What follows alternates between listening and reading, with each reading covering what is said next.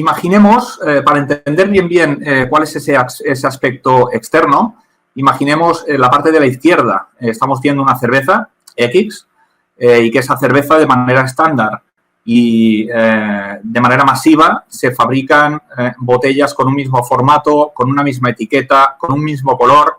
Hasta ahora siempre fue así. De un tiempo a esta parte, los consumidores demandan que ese producto sea personalizado con una fotografía, con un nombre, con un color diferente o con una chapa diferente.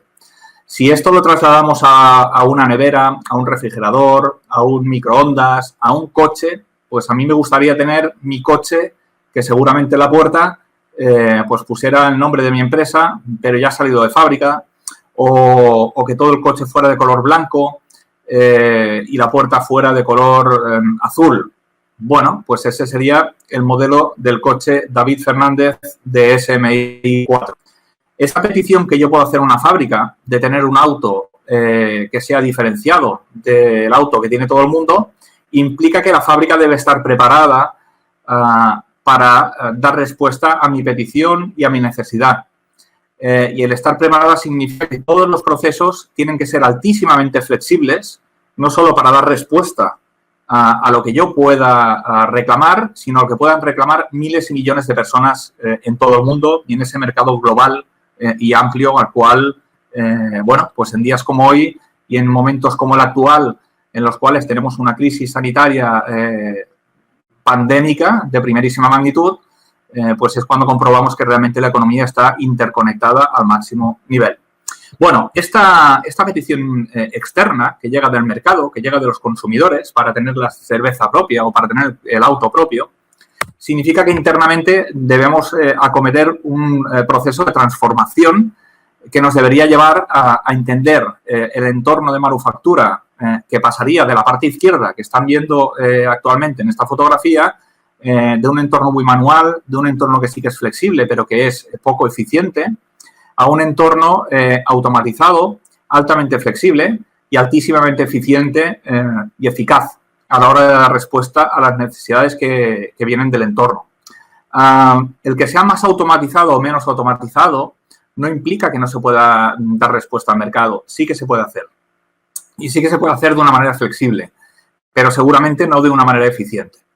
Y aquí es donde sí que tenemos que entender que actualmente el mercado no lo ganan los más grandes, sino que lo ganan los más rápidos, los que consiguen dar respuesta a esa necesidad con más velocidad y de manera más masiva. Cuando hablamos de Industria 4.0, claro, le hemos puesto una coletilla al final a la palabra industria, que es el 4.0. Pero ¿de dónde viene exactamente ese 4.0? En realidad, lo que significa el 4.0 es algo tan sencillo como que es la cuarta revolución industrial. Sí que es cierto que es una revolución francamente muy diferente a las anteriores. Y vemos por qué. La primera revolución industrial se produce a finales del siglo XVII, cuando aparece el primer telar mecánico. El primer telar mecánico que, sobre todo, lo que introduce es una producción en masa de tejidos para la ropa de la población. Esa revolución en la cual aparecen los telares, en la cual aparecen máquinas que permiten tener esas piezas de ropa de manera rápida, de manera masiva y de manera pseudo-industrializada, con el paso de los años se extrapola ese concepto a las grandes cadenas de producción, sobre todo a finales del siglo XIX, que es cuando se introducen las cadenas en el sector cárnico, para el proceso de los animales, del sacrificio y del despiece. Es ese concepto de producción secuencial, el concepto de producción masiva con la cadena, la que nos lleva a entender que cambia radicalmente el paradigma de manufactura y que nos permite llevar producciones de todo tipo a todo tipo de sectores y a todo tipo de población por unos costes mucho más reducidos que los anteriores. Es decir, hasta ese momento el sacrificio de animales se hacía uno por uno, se hacía en las granjas, se hacía en los pueblos, pero llevarlo a las grandes ciudades era realmente complicado y costoso, altísimamente costoso. La tercera revolución industrial se produce en la segunda mitad del siglo XX, cuando aparecen los autómatas programables, lo que llamamos los PLCs. Estos autómatas programables permiten, sobre todo, dotar de cierta inteligencia o de una inteligencia avanzada a los robots y a las máquinas productivas. Esas máquinas, esas celdas que en base a la inteligencia que tienen los autómatas programables son capaces de dar respuesta a problemas repetitivos de una manera altamente flexible y, sobre todo, programable. Cambiable vía software sin necesidad de cambiar la parte de hardware y la parte de los equipos.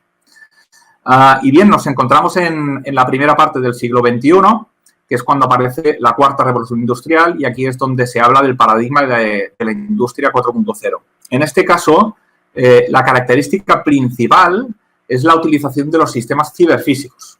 ¿Qué significa un sistema ciberfísico? Significa pues que todos los elementos se pueden interconectar entre ellos. Y cuando hablamos de elementos, hablamos de todo tipo de dispositivos. ¿Quién no tiene en casa un smartphone? ¿Quién no tiene en casa un PC que se conecta por Wi-Fi? O un ordenador a la vieja usanza que también se conecta por cable o por Wi-Fi? O una nevera, o una alarma, o un smartwatch. Bueno, hay multitud de elementos que no solo a nivel doméstico, sino que a nivel de manufactura, actualmente ya se conectan de manera multidimensional y de manera estructurada o no estructurada a múltiples centros recolectores de datos que luego son procesados en información relevante.